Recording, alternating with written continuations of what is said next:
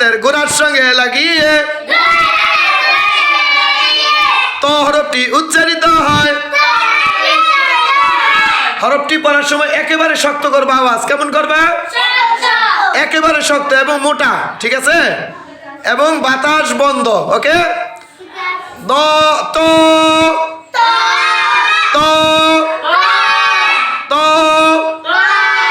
তো জিহ্বার আগা সামনের উপরের দুই দাঁতের আগার সঙ্গে লাগিয়ে জ হরফটি উচ্চারিত হয়। জ হরফটি পড়ার সময় আওয়াজ শক্ত করবে এবং মোটা, ঠিক আছে? জ জ জ জর উপর এক নক্তা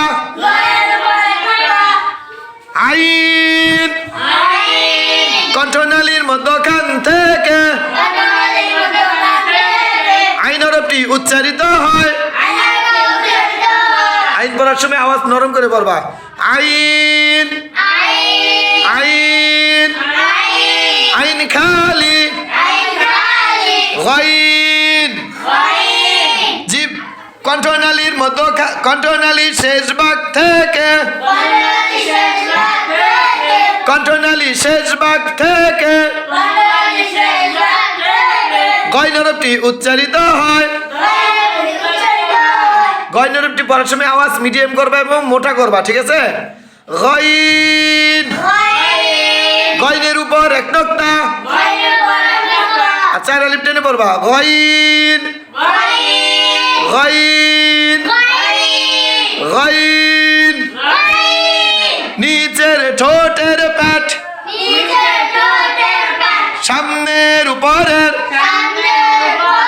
দুই দাঁতের আগার সঙ্গে লাগিয়ে ফা হরফটি উচ্চারিত হয়। ফায়ের উপর এক নক্তা ফা আর ফা হরফটি পড়ার সময় একেবারে নরম করে পড়বা। ফা ফা ফা ফা বাতাস চালু হামজের হরফ। ফা ফা ফা ফা